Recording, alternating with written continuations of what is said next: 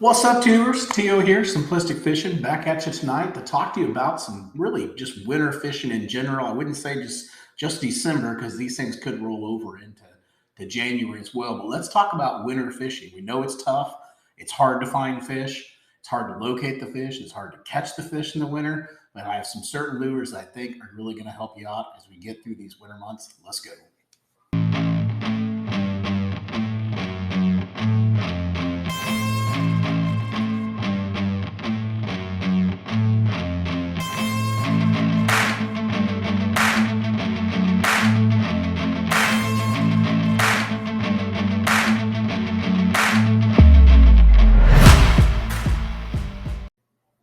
All right, so some of you guys have been asking me about live fishing and what's been going on with the live fishing. Why haven't you guys been seeing any videos? Truth is, we are actually in full-blown tournament season for my son's THSBA, which is the Texas High School Bass Association. I told you guys we were going to record the tournaments this year and the pre-fishing, but unfortunately, the boys thought it jinxed us a little bit in the first tournament. We turned the camera off after about an hour of not catching any fish. Then we started catching fish. So from that point forward, camera was out. We're not going to worry about the camera doing any video. We just want to worry about fishing.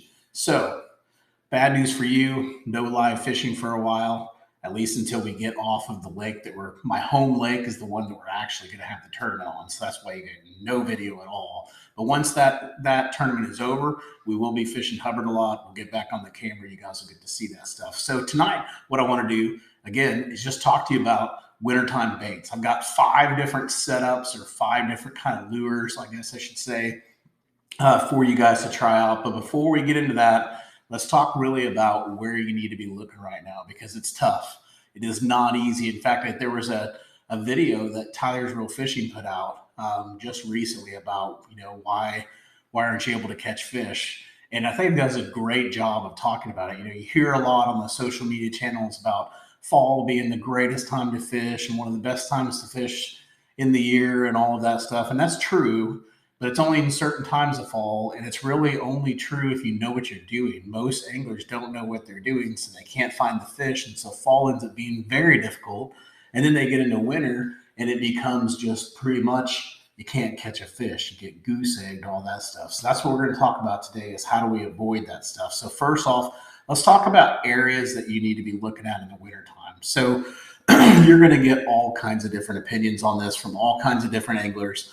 You kind of got to just pick the one that you have confidence in and roll with that, or pick one and start with that and then build upon that because there's lots of different ways to find fish in the wintertime. For me, it's really about 2 key things. If I'm on main lake, it's all about the rock. If I can find the rock, I can typically find the fish. The key to that rock has got to be very close to deeper water. Now, on a lake like my home lake, which is Lake Ray Hubbard, we have highway systems that basically run across the road that give us these massive riprap bank lines that are about 45-degree angle for the most part. So it's basically shallow to deep really fast. And you get that white rock that really heats up in the wintertime. So wintertime fishing, I'm focused on stuff like that. I can still stay somewhat shallow, so I'm not necessarily offshore, but I'm getting parallel to that bank line. I'm figuring out where the bait is. So if the bait is in 6 foot, then I'm going to put my boat, probably more like an 8 or 9 foot where I'm casting more to 6 foot and coming across, stuff like that. But I'm not going to just set and cast parallel or not going to cast and cast horizontally to the bank. I'm actually just going to be completely parallel with the bank. I think I've almost screwed this up, but I'm going to be parallel with the bank. I'm going to be casting down it. And then just depending on where the bait fish are, that's where I'm going to try to keep my lure.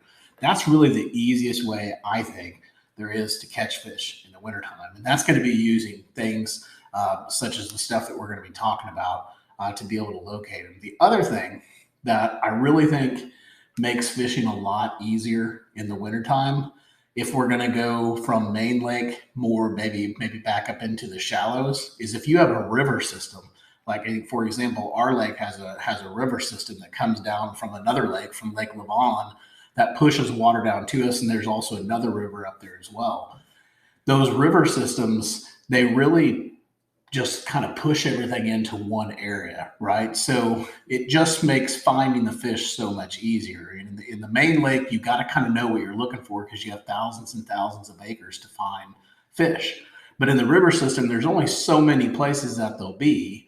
And once you find the locations that they are, which typically are on the river bends, that's where the majority of your fish are going to be found in the wintertime. That's the deeper spots. You find those, you start fishing those, you start catching more fish. So to me, if I'm winter fishing, if I can, I'm going to go up to the rivers first because to me, that's just easier fishing. It's more fun to me. I'm not exposed to the wind, all of that stuff. To me, it's just better fishing. But if I have to go out to the main lake, which on the flip side, too, I guess I should say, when I go up in the river, I'm not always guaranteed to get those bigger bites. I might go up there and catch, 10 fish in one day in the wintertime, which to me is a lot of fish to catch in the wintertime in one day, but I might only be averaging about 2 pounds for my fish. Whereas if I went to main lake, I might only catch 5 fish, but those 5 fish might be 4 and 5 pounds or even bigger. So there's a huge difference between the fishing in the wintertime for me, but there are giants in the river. For me, for whatever reason, they don't start showing up until like later on in January. When I get into like this early wintertime, I catch one or two here and there, not giants, but you know what I mean, larger fish, 5 pounds or so. I'll catch one or two here and there, but I can't get on a roll where I can catch, say, 5 of them up there.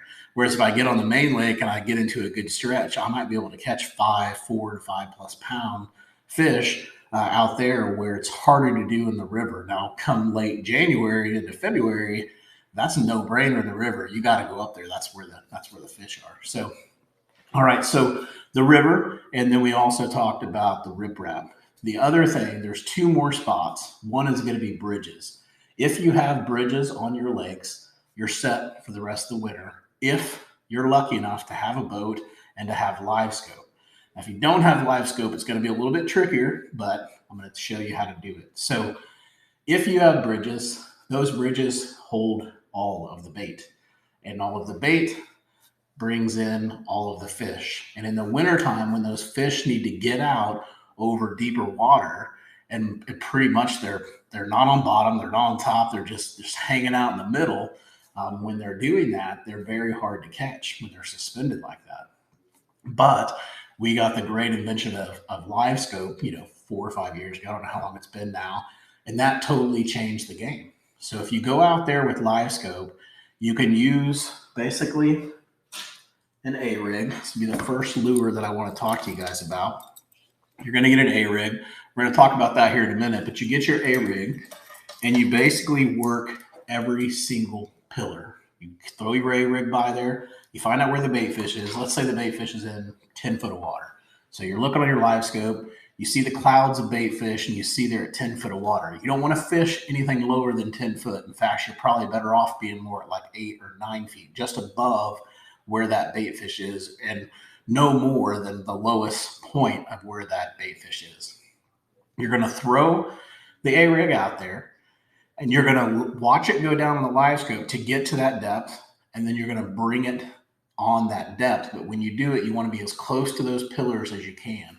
And as you're doing that, you're going to realize it's going to take a while. You got to be patient with it.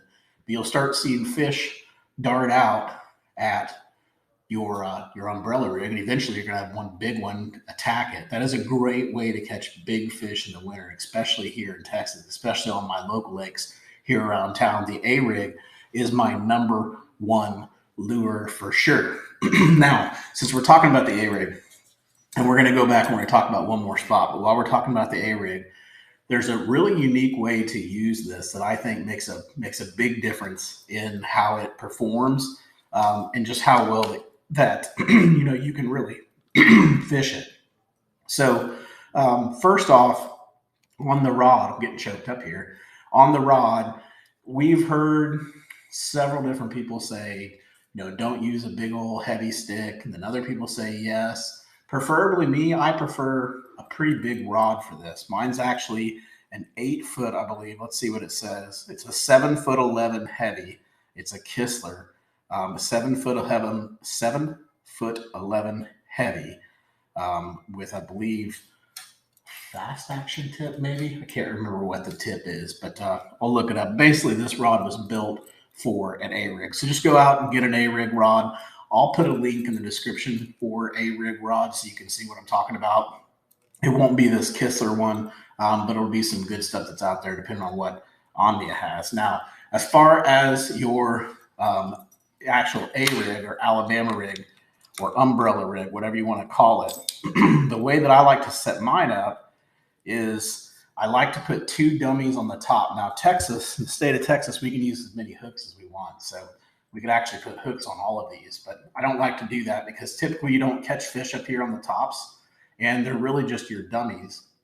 And to me, it balances out the A-rig better if you make these dummies. So you make these 2 on the top, right here are going to be my top ones.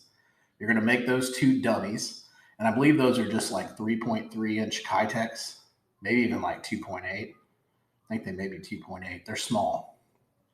And then what I do down here and in the middle is I have quarter ounce, or sorry, yeah, eighth ounce. These are 1/8 ounce jig heads. So I've got 1/8 ounce jig heads on there. And then the 3.3 Kytex. These are actually not even Kytex, I don't think. I think these are the Rage ones, not a Kytex there. To me, it doesn't really matter what bait you use. The main thing is that you put 2 dummies on the top. You use 1/8 ounce weights or quarter ounce weights. Don't go anything heavier because if you get it too heavy, it sinks too fast. You can't control it. But if you do these 3/8 ounce or even just 3/4 ounce, you're in pretty good shape. Make this middle one different. Make it a different color. Make it bigger, whatever it is you need to do, but make it stand out. This is the one you're going to catch the most fish on. And every once in a while, you'll catch a fish on these bottom 2. And if you're really lucky, you'll catch them on 2 and you'll actually get 2 fish in 1. So that is really how I rig up my A-rig. 2 dummies on the top. These are going to be the smaller ones. And then you're going to do these 2 a little bit bigger. And then this one in the middle will be a little bit bigger than that. So maybe these are 3.3s and this is a 3.8 and this is a 2 something. You know, I'm not sure the exact numbers on all of those, but you get the point. You're going to smaller, a little bit bigger, and then pretty big here, and make this one a different color, and you're good to go. I like to keep all my colors kind of in sync. You can see here on the picture here, they're all pretty in sync, but this rig right here has already caught me some pretty healthy fish this year, and we're just now getting into wintertime.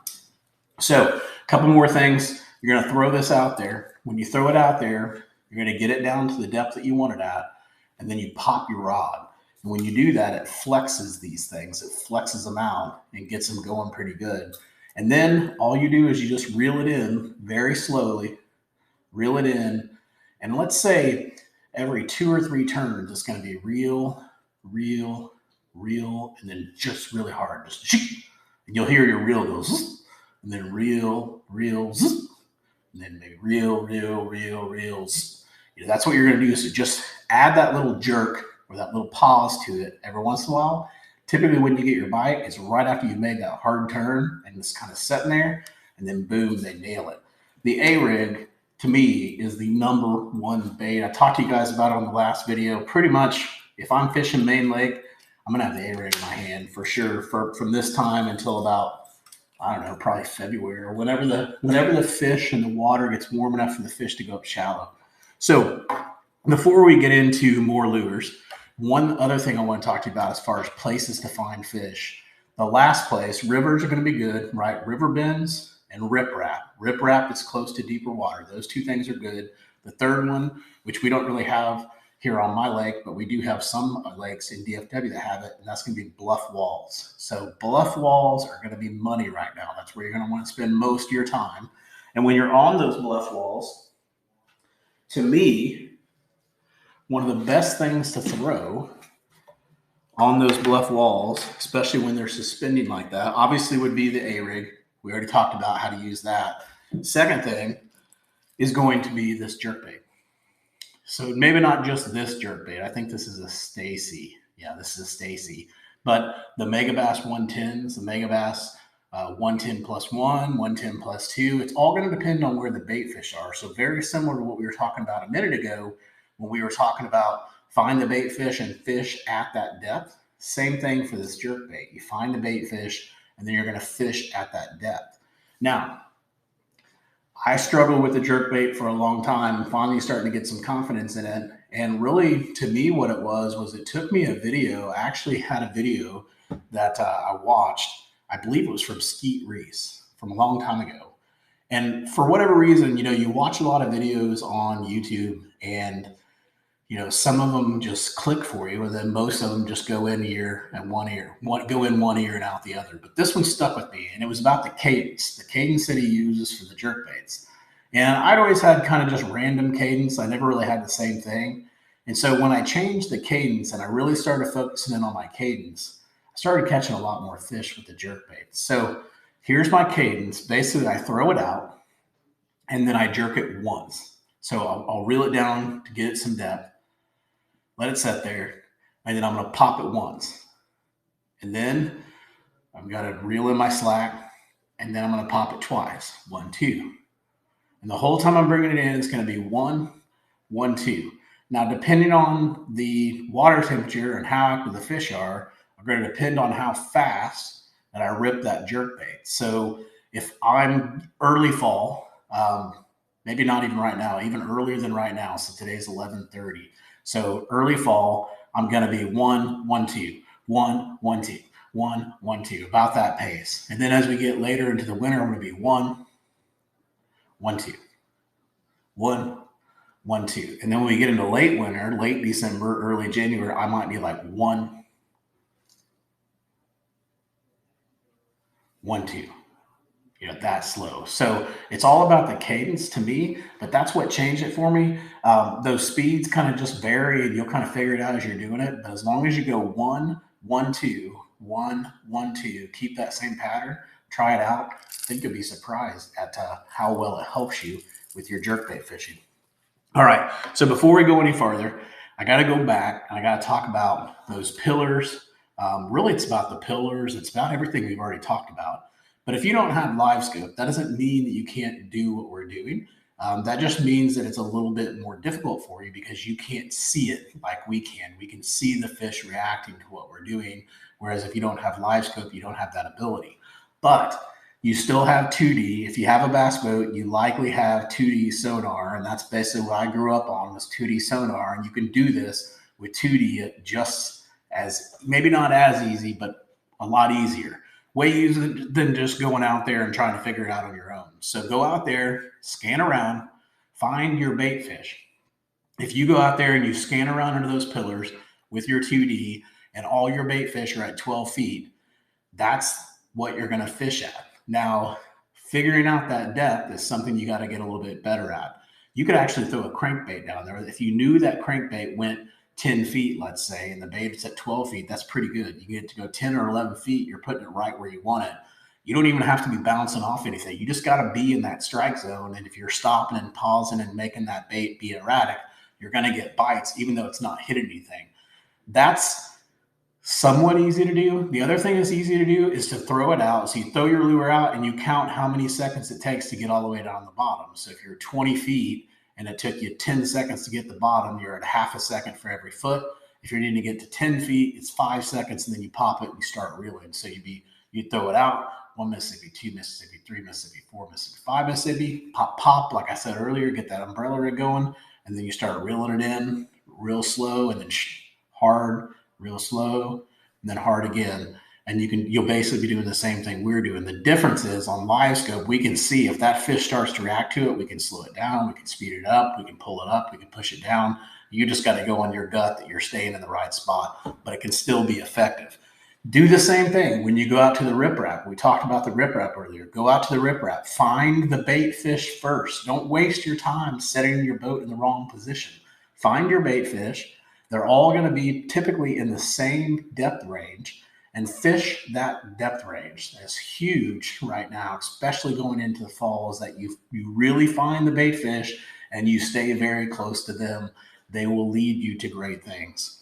All right, so enough about the open water fishing and umbrella rigs and jerk baits. Let's move on. Let's talk about some other stuff. So when we get into the winter, we get into things like the drop shot, which you guys have heard me talk about a lot. Very effective bait, very extremely effective bait. Doesn't seem to catch me giant fish, but I know it's going to happen someday. But It will save the day. It's saved the day many times. It's very effective. I didn't bring a drop shot with me today. What I brought with me was this new setup that I have, which is my BFS setup, which is bait finesse system or something like that. I can't remember what it actually stands for. But this is a super, super, super light rod. I'm not talking like light action. Thing is way light, and it's got an Aldebaran BFS reel on it. I haven't even got line on it yet. Check that out. My plan, I'm gonna put some 6 or 8 pound test on this thing. This is gonna replace my spinning rod. And really what I wanna throw on this is the drop shot for sure. And then one thing that's very effective in the wintertime when you're fishing around that riprap, maybe you're having a hard time finding bait fishing stuff, or maybe the fish just aren't that active. They're not hitting that movie stuff. You got to go to something slower. That happens a ton in the wintertime. If that happens, the drop shot's good, but also think about a Ned rig. Now, this is a Ned rig that's been in my garage, still a little rust on it, so bear with me. But this is a Ned rig, very similar to a shaky head. These are dynamite in the wintertime. Now, a lot of people, what they'll do is they'll take a Senko, or they'll just buy them like that, but they just buy those little 2 or 3 inch stick worms and they'll stick them on there. And that's probably the best thing to do with the Nico rig. But if you're like me, you want to be a little bit different, throw something a little bit different than what everybody else is throwing. And so in that case, what I did was I went and I got these little Rage Crawls or Rage Ned Bugs. I'll show you guys what this looks like. Rage Ned Bug. This is what it looks like right here. Oops. Of course, I get the only one that has the pincher all taken out of it. Let's get another one in here. Probably like $4 for one of those. Darn. All right. So this is what it looks like when it's not broke. So it's basically just a teeny tiny. You can tell how tiny that thing is. I mean, it's the length of my finger. I don't even know if you can tell that, but it's about the length of my finger, which is not that long. Probably, I guess my finger's a little longer than that. But anyways, it's about the length of this hook. This is a Ned rig hook, and this is the Ned rig bait. So basically what you do is you just rig it up just like you would anything else. You're gonna go find the back side of it, and then you're just gonna push it through the middle there. This thing's a little bit squirmy. And I'm gonna go to where I'm halfway into the hook. So we go halfway into the hook, right there. And then I'm just gonna come out and make sure it's in the middle there, and then just push it down. And then that's going to give me a really nice little, oops, a little bit crooked there. It's always challenging when I'm doing this on the camera, but basically gives me a little Ned rig. And I'll just use that on this lightweight gear. Now, if you don't have the BFS gear, because it's all brand new, just do this on a spinning rod. You can do braid to fluoro, or you can go straight fluoro. Just make sure your fluoro is like 8. I wouldn't go any higher than 10 pounds. So 10 pounds or less. I'm going to go with like 8 and 6 when I'm throwing this stuff. On this BFS reel, I'm going to go straight fluoro. I'll let you guys know how this goes because I will be throwing it very soon, as the bite has been going downhill for sure. All right, a couple more things I wanted to talk to you guys about, and then we'll wrap up the video today. When you're on that riprap, wintertime, there's a key thing that you need to know about crankbaits. When you get into the colder water, I have no idea why. I'm not a scientist, but the fish tend to like the baits that aren't as crazy and that don't make as much noise. And one of the best baits for that, when you're fishing that riprap especially, or if you're up in the rivers and you're fishing around laydowns and grass and stuff like that, is a flat-sided crankbait. Now, this is a OG Slim. I think it's a 6. It's either a 4 or 6. I can't remember, but it's an OG Slim. Now, this color right now, I didn't get them to fire on it last time I was out there, so I might have to switch more to like a shad color. But the design, the flat-sided crankbait, is absolutely critical in the wintertime. So if you're going to go cranking, especially that shallow type cranking, make sure you have a flat-sided crankbait, not a lipless crankbait. Notice this is not a lipless. It almost looks like a lipless, but it's got a bill like a crankbait. It's a flat-sided crankbait. And you want to find ones that are completely silent. See, no noise at all on that. is going to be critical as well. All right. And then last but not least, when nothing is working and you're having a normal winter day, you're out there, you're freezing your butt off, you're not catching jack squat, you're happy that you're out there, you think, but you're still not sure why you went because you're not catching any fish. The good news is you're out there and you're enjoying the day near the boat, so it's still better than being home. But you can improve it. You can improve it. There's always that one last thing that can really, really help you out. And it's something that nobody really talks about too much. I'm actually going to give you two things. But again, something nobody talks about much. But for whatever reason, this has been a magical, magical bait for me. Like, as more magical than any other bait that's in my box. I've caught more fish on this lure than anything else. And that is a baby brush hog. Right there. Now, two ways I'm going to throw this. You can see right now I've got it rigged up with a, actually switched it over to a 3/16 ounce. Usually I'm throwing a 1/4 ounce baby brush hog. I've got this set up on an EWG hook right now. You can put it on a flipping hook too. If you're flipping the Texas rigs, you can actually put a bobber stopper on it if you want. I don't like the bobber stopper this time of year. I like to let it free flow, get some more action. But the baby brush hog is money right now, basically all year long. It's the one bait that I can use all the time. Now, if I'm in the river, this is going to be my setup. Again, probably not going to use the 3/16. I'm going to go more to the 1/4 ounce, and that'll be it. Just going to do it on an EWG hook, put it out there, put a 1/4 ounce bobber on there or a weight on there, and just go to town, start flipping every piece of cover I can possibly find, pop it around a little bit, reel it in, do the same thing. That's what I'm going to do in the river. If I go out to Main Lake, you guys already know it's coming if you've watched me before, take that same baby brush hog and put it on a shaky head. And when you put it on the shaky head, you're going to throw it out there. You're going to let it hit bottom, and you're not going to reel it in. You're going to pop it in. So basically, leave a little bit of slack. You're going to go 1, 2, pop, pop, let it fall, let it hit the ground. Make sure you feel it hit the ground, and then pop, pop, let it fall, let it hit the ground, pop, pop, let it fall, hit the ground. And you'll get used to that timing, right? When you pop it up and you let it fall, it's usually you pop it up and it's like 1 Mississippi, 2 Mississippi, just like 2 or 3 seconds. And then you'll feel it go thunk on the ground on the end of your tip of your rod. You'll know when you get a bite, typically, because you'll pop it, they'll hit it on that fall, and it'll either feel like forever for it to fall. You're like, okay, it's been like 10 seconds, still don't feel anything. Well, by then the fish probably got in his throat because you waited too long, but he's got it.